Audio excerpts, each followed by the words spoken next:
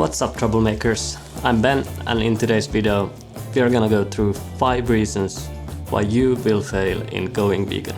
So without further ado, let's get into the video. Reason number 1. You're a selfish ass. Reason number 1. Restricting your diet.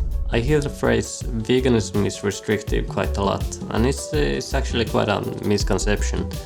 Because leaving out animals from your plate doesn't mean that you should restrict your diet. There are over 20,000 edible plants out there, so leaving out the flesh and secretions of pigs, cows, fish and chickens and calling that restrictive is quite ridiculous.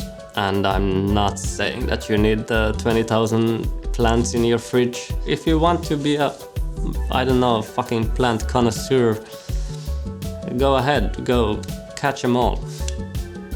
With plants you can do it, with a clean heart. It's highly recommended that you supplement B12 at least. And for people like me living up in the north where there's no sunlight ever, the summer is like 2 weeks, it's a good idea to supplement vitamin D also, and not a bad idea to supplement omega-3 also.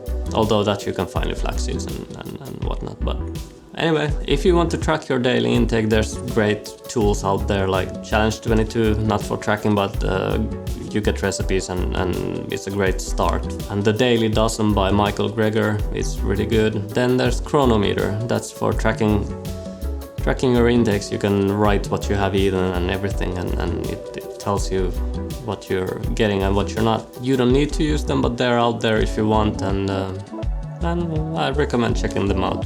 And that gets me to reason number 2. You get your health advice from influencers. And I understand that this part is where the video is gonna totally contradict itself, so I'm just gonna get this over with, alright?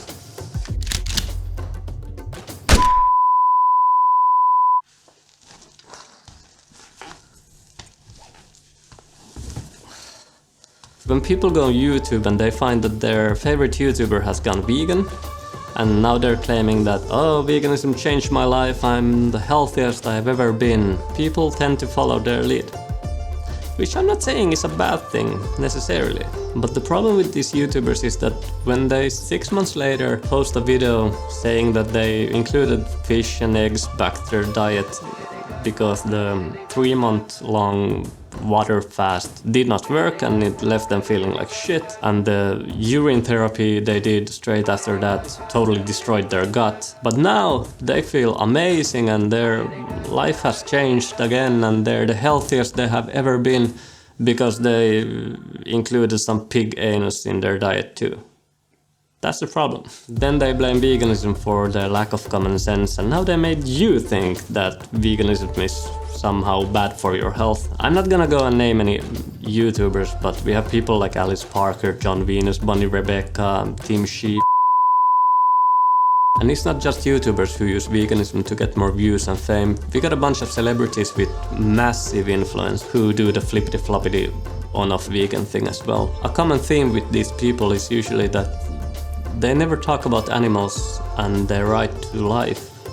They mainly talk about themselves and their journey, which is sad. But it's not all just shit, because YouTube has grown a lot during the years and we actually have a lot of professionals from different fields on the platform. So instead of just having random people who tell you what to do and what not to do, like me for example, you can actually find some people with degrees in this and that. But yeah, be wary, because you never know. They might say they have a degree. Do they? If you want some good nutritional advice on YouTube, then I highly recommend you to go to nutritionfacts.org. The webpage works also, and there you will find the latest in evidence-based nutrition research. Listen to professionals unless they tell you that you need to drink milk for strong bones or some shit like that. Then run as fast as you can and forever doubt their professionalism. I would say that's good advice.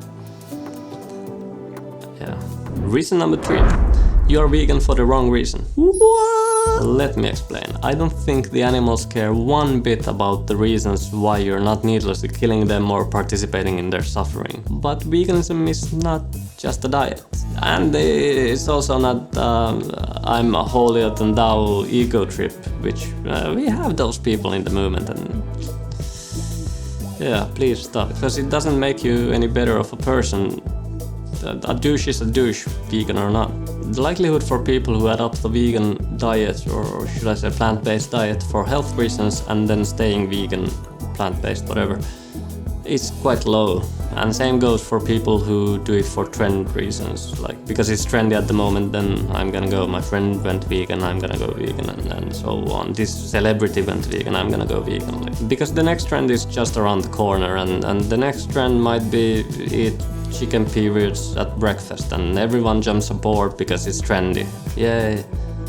And then you're not vegan anymore, or you weren't vegan in the first place, but yeah, whatever. Simply put, veganism is just the idea that animals do matter and we should do no harm to them. Just because we are a different species doesn't mean we have the right to exploit the shit out of others. That idea is basically the root of all evil, and that's why we have a saying, peace begins on your plate.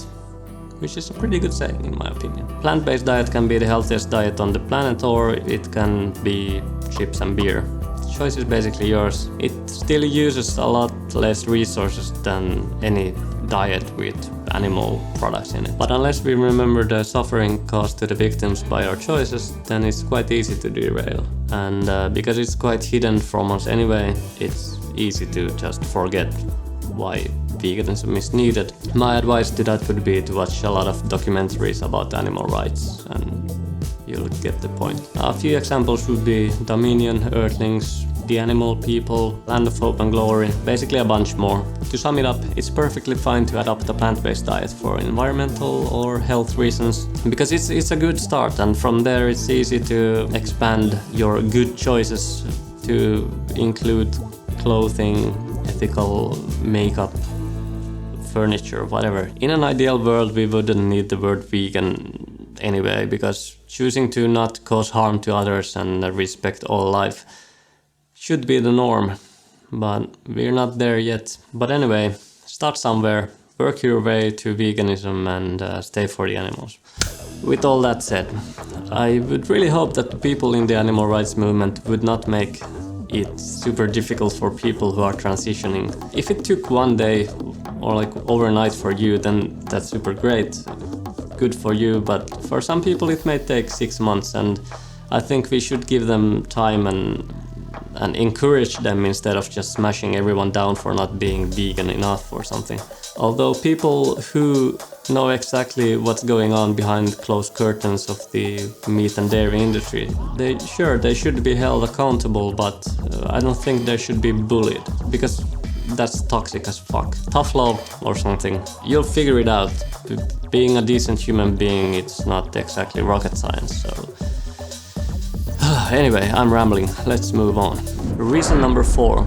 Indoctrination. The 4th reason why you're gonna fail at being vegan is most likely you have been told your whole life that you need milk for this and meat for that, and you still think that the farm animals are just jumping around on the field, having a great time, and that if we don't kill them, they are gonna take over the world. The idea is so deeply in you that it's almost impossible to imagine that what's actually going on is that you and your parents have become victims of decades-long marketing by the meat and dairy industry. Meat industry tells you that you need meat, and you need a lot of it. You need as much as you can eat.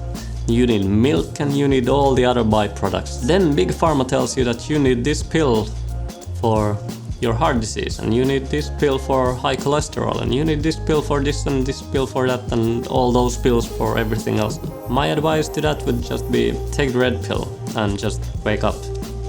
Just know that the meat and dairy industry is doing everything in their power to stay relevant these days, and they're spending billions on marketing to make you believe that you still need their products. Something you never see Big Broccoli do.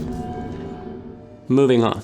Reason number 5. The last reason why you won't stay vegan is something that maybe doesn't concern that many people. I mean, everyone is an individual and it depends on what you have eaten.